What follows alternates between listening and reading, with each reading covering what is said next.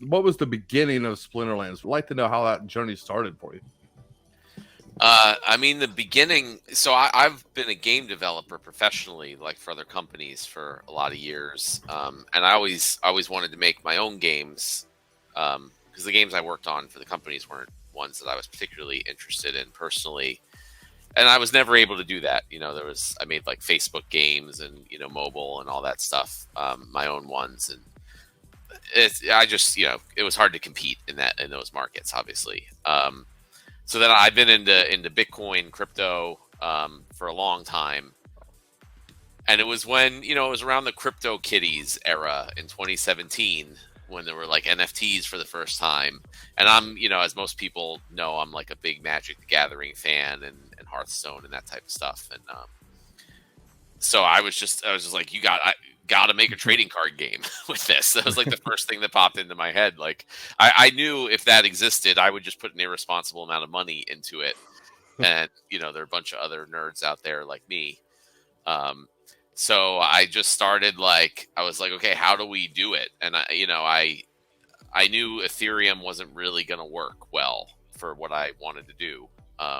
So I started looking at, there wasn't much out there right in 2017.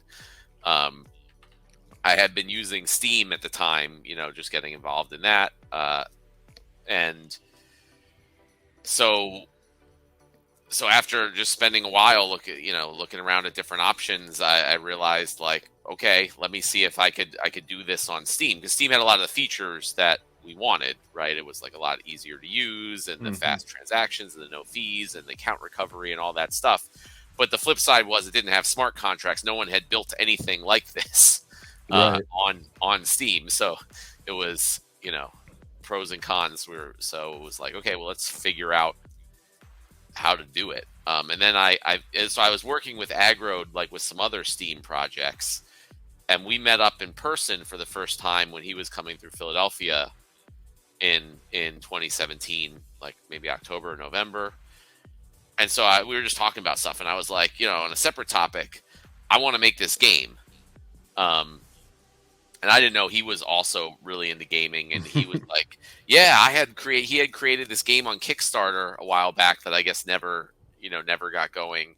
And he had all this artwork, these like fantasy characters, which you now know as the alpha cards, right? So he just had that off the shelf. So I was like, all right, let's do this. And we just kind of, it was, you might know Melon Man from the chat. He works for us, but he's been a friend of mine, and I worked with him for a long time. So he helped us out in the beginning. Just but we didn't pay him. We didn't have money. It was like a little side project. So he helped build the first website, and we just put up that first website that was like, here, buy these packs, and there are these cards with a picture and a name and no stats, and we're planning on making this game, we promise. And that we couldn't believe that it sold out that summer of 2018. So me and Agro were like, well, I guess we got to quit our jobs now and build this thing. And that's what we did. Much for watching. Here's a couple of videos for you to check out. And of course, hit that like button and that subscribe button right next to it. We appreciate you all. We're having a good time.